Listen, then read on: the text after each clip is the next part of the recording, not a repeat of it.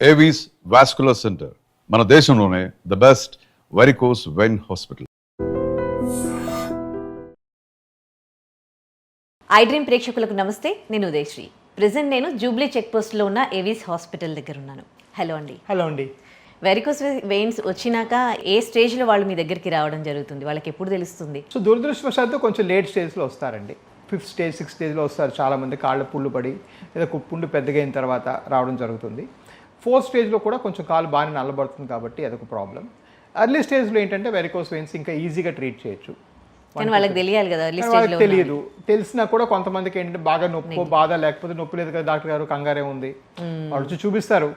సరే, అది తప్పు లేదు యాక్చువల్గా, అంటే ఆ ఆలోచన కూడా తప్పు లేదు. ఎందుకంటే నొప్పి లేకపోతే ఎందుకు చేయాలంటే సరే మనం 4th స్టేజ్ వచ్చినాక చేసుకోండి అని చెప్తాం, దాన్నే ఉంది.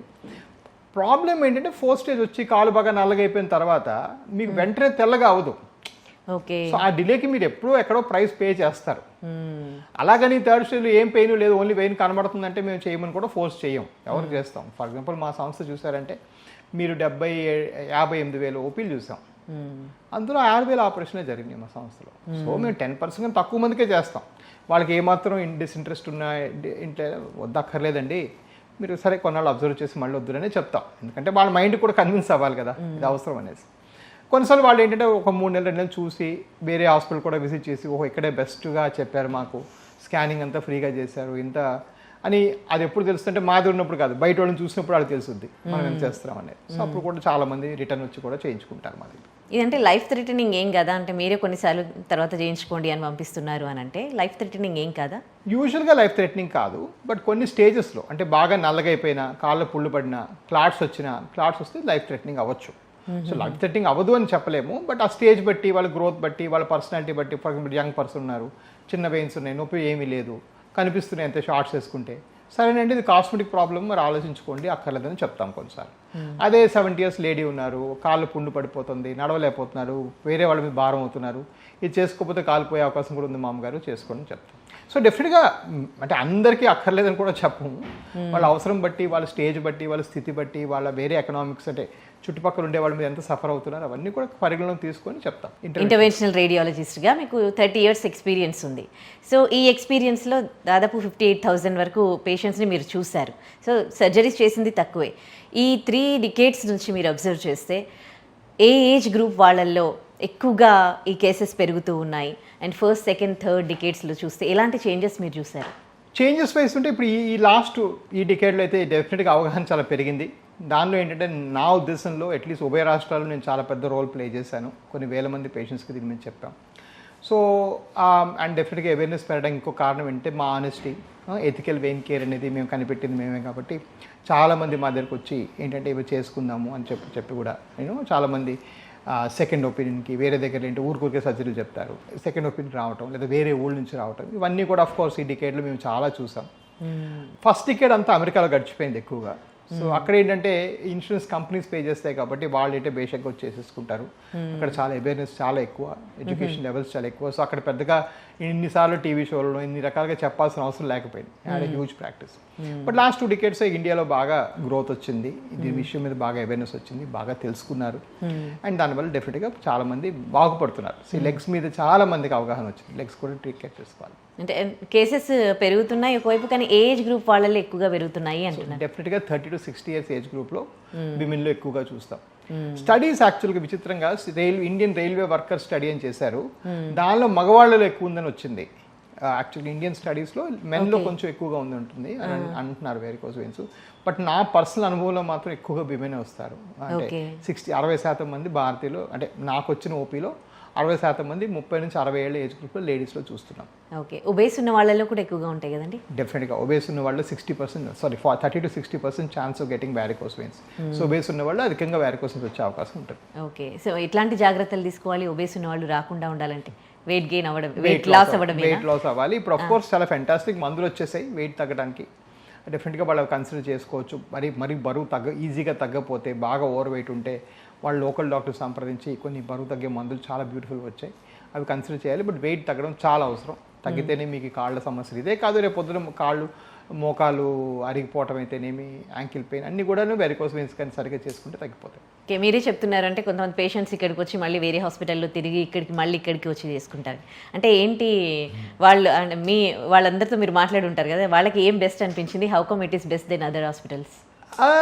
అంటే యూజువల్గా పేషెంట్స్ అంటే ఈ రోజుల్లో మన ఇంటర్నెట్ యుగంలో అందరికీ తెలివి, అందరికీ నాలెడ్జ్ పెరిగింది, చాలా మంచిది. నేను ఎప్పుడు అది ఐ ఆల్వేస్ ఎంకరేజ్ దట్. ఎవరన్నా గూగుల్ చదివి నా క్వశ్చన్లు అడిగితే నేను ఇంకా హ్యాపీ అవుతాను. మా డాక్టర్ చాలా కోపం అవుతారు చాలామంది, ఇదేంటారు కదా గూగుల్ క్వశ్చన్లు అడుగుతున్నాను, but I don't believe that. వాళ్ళు ఎంత చదువుకున్నాను, ఎంత ప్రశ్నలు అడిగితే వాళ్ళకి అంత అవగాహన ఉంది వాళ్ళ హెల్త్ మీద, కాబట్టి వాళ్ళే మనకి మంచి రిప్రజెంటేటివ్స్ అవుతారు రేపొద్దున. సో కొంతవరకు వాళ్ళు గూగుల్లో చూసి రావటం అని చేస్తారు. వాళ్ళు ఎందుకు బయటికి వెళ్తారంటే నాకు తెలియదు. Maybe to get a second opinion అయితేనేమి, లేకపోతే కొన్నిసార్లు ఏంటంటే సోషల్ మీడియాలో ఎవరు రకరకాల పేరుడు ఉంటుంది, ఎవరు కూడా తెలియని వాళ్ళందరూ బాగుతుంటారు. సో అవి కూడా చూసి కూడా కొంతమంది వెళ్తారు, వాట్ ఎవర్. బట్ వాళ్ళు యూజువల్గా వెనక్కి ఎందుకు వస్తారంటే ఆల్మోస్ట్ ఏ ఊరైనా, అంటే మీరు అట్లీస్ట్ ఉభయ రాష్ట్రాల్లో వాడు ఏ పల్లెటూరులో కూడాను నేను పలానా దగ్గరికి వెళ్ళాను అంటే ఆ పక్కన ఎవడో చెప్తాడు నేను కూడా అదే హాస్పిటల్ చేయించుకున్నాను అనేసి. సో మాకు నంబర్స్ బాగా బెనిఫిట్ అవుతాయండి. మేము చేసిన కొన్ని వేల సర్జరీస్ వల్ల, కొన్ని వేల మంది బాగవటం వల్ల వాళ్ళు కొన్ని వేల మందికి చెప్తారు. అది మెయిన్ రీజన్ వీళ్ళు మళ్ళీ వెనక్కి రావడానికి. నేను ఊరంతా తిరిగాను డాక్టర్ గారు, బట్ యూనో ఇప్పుడు విమానం ఎక్కాలనుకోండి, సరే ఒక అరగంట లేటో ముందు వచ్చినా ఇండిగో ఎక్కుతాం కదా అత్యధికంగా. మరి ఏముంది, మరి వేరే వేరే టైంకి వెళ్ళవు, కొన్నిసార్లు క్రాష్ అవుతుంటాయి, ఎన్నో రకాల సమస్యలు వేరే. కాబట్టి 67% లోడ్ క్యారీ చేస్తుంది ఇండిగో ఈరోజు, కరెక్ట్. సో వాళ్ళకి ఆ నమ్మకం, సరే ఎక్కితే మాకు ఒక రీజనబుల్ క్వాలిటీ ఆఫ్ సర్వీస్ అయితే వస్తుంది, ఇంకా వీలైతే మంచి క్వాలిటీ వస్తుంది అనేసి ఆ నమ్మకంకి అందరూ మళ్ళీ వెనక్కి వస్తారు. ఆల్మోస్ట్ మేము ఒక అనాలిసిస్ చేస్తే 8లో 6 మంది వెరికోస్ వెయిన్స్ ఉంటే ఫస్ట్ ఫోన్ కాల్ మాకే చేస్తారు మా సంస్థకి. సరే అది మంచికో చెడ్డకో అది మంచిదే. బట్ ఓవరాల్గా ఏంటంటే అదంతా ఏంటంటే ఏదో ఒక పేపర్ యాడ్ ఇవ్వడం వల్ల, ఒక టీవీలో ప్రమోట్ చేయడం వల్ల, ఒక యూట్యూబర్ని పెట్టడం వల్ల రాదు. ఒక 11 ఏళ్ళుగా సర్వీస్ చేసి కొన్ని వేల మంది బాగైతే, ఆ వేల మంది కొన్ని లక్షల మందికి చెప్తే, ఆ లక్షల మంది మరికొంతమంది చెప్తేనే ఆ వర్డ్ ఆఫ్ మౌత్తో వచ్చిందే. ఒక రీల్ వల్ల, ఒక యాడ్ వల్ల, లేకపోతే ఒక పేపర్ యాడ్ వల్ల రాదు. ఓకే, సో కాస్ట్లీ ట్రీట్మెంట్ కాబట్టి, క్వాలిటీ ట్రీట్మెంట్ కాబట్టి కాస్ట్ కూడా ఎక్కువగా ఉంటుంది. దట్టు జూబ్లీ హిల్స్ అని అంటే ఇక్కడ హాస్పిటల్ మెయింటెనెన్స్ కావచ్చు అండ్ ఏరియా కావచ్చు, సో కొంచెం కాస్ట్తో కొడుతున్నది కదా, సో ట్రీట్మెంట్ కూడా కాస్ట్ ఉంటుంది అనుకోవచ్చా? ఇది చాలా అపోహ అండి చాలామందికి. నేనేంటంటే నాకు ఈ వెరికోస్ వెయిన్స్ అనేది ఒక లైఫ్ ప్యాషను. సో నేను 2015లో ఏ రేటుకి చేసేవాడిని, ఇప్పటికి అదే రేటుకి చేస్తాను. నా దగ్గర పనిచేసే ఎలక్ట్రీషియన్ కూడా అప్పుడు 13,000 జాయిన్ అయినవాడు ఇప్పుడు 72,000 తీసుకుంటున్నాడు. మా మెయింటెనెన్స్ ఇంజనీర్ అదే పర్సన్. కానీ నేను మాత్రం నా ప్రొఫెషనల్ ఫీజు అంతే పెట్టా. నేను 15 నుంచి ఇప్పుడు దాకా అదే అమౌంట్. సో నాకు వచ్చిన కాస్ట్ని నేను అబ్జర్వ్ చేసుకున్నానే కానీ ఎవరికి పాస్ ఆన్ చేయలేదు.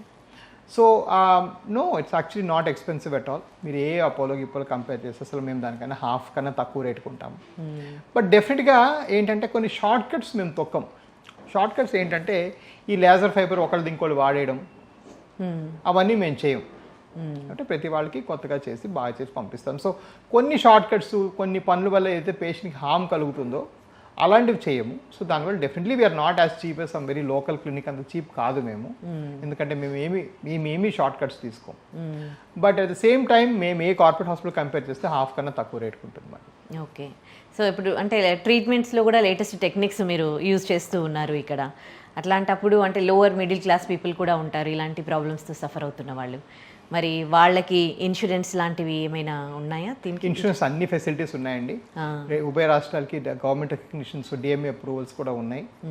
సో అన్ని ఇన్సూరెన్సెస్ కూడా మీరు సేమ్ డే ఇంటికి వెళ్ళిపోవచ్చు.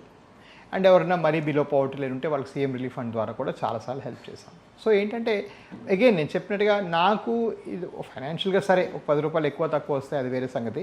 బట్ నా లైఫ్ ఎయిమ్ ఏంటంటే ఈ వెరికోస్ వెయిన్స్ మీద అవేర్నెస్ క్రియేట్ చేసి, ఇండియా వైడ్ ఒక స్పెషాలిటీ క్రియేట్ చేసి, ఫ్లెబాలజీ అని స్పెషాలిటీ క్రియేట్ చేసి, ఇంటర్వెన్షన్ రేడియాలజీ ఏదైతే నేను చేసుకున్నాను దీనివల్ల వచ్చే అద్భుతమైన బెనిఫిట్స్ ఏవైతే స్కానింగ్ వల్ల మీకు అన్నీ కూడా మనం స్ప్రెడ్ చేసి దానివల్ల ట్రైన్ చేస్తే బాగుంటుంది. ఓకే, ఎంతవరకు అవగాహన వచ్చింది మీ ఈ ప్రయత్నంలో? మీరు ఏం అబ్జర్వ్ చేశారు? చాలా అవగాహన వచ్చిందండి. 100 కొద్ది ఫోన్ కాల్స్ వస్తాయి. ఇప్పుడు 1800 నుంచి 2000 ఫోన్ కాల్ వస్తాయి మాకు రోజుకి ఈ వెరికోస్ వెయిన్స్ మీద మా సంస్థ మొత్తానికి. బట్ ఇంకో విషయం ఏంటంటే నేను ఎప్పుడైనా ఎయిర్పోర్ట్లో గట్రా వెళ్ళినప్పుడు కనీసం 5 కలిసి సార్ మేము మాకు తెలిసిన వాళ్ళకి చేశారు అని చెప్తారు. సో ఒక విధంగా అది కూడా ఒక ఇండైరెక్ట్ ఇండికేటర్ అనమాట, ఓహో ఇంతమంది తెలిసిందనమాట ఈ విషయం అని చెప్పి కూడా మనకు చాలా మంది చెప్తారు. So anyway what ever it's said and మంచి అవేర్నెస్ రావడం చాలా అవసరం, కానీ ఇంకా రావడానికి చాలా ఉంది, ఇంకా చాలా అవేర్నెస్ రావాలి, చాలా మంది విషయం తెలుసుకోవాలి, అది తెలుసుకుంటేనే తగ్గుతాయి. Right, thank you so much అండి మాకు దీని గురించి అవగాహన కల్పించినందుకు.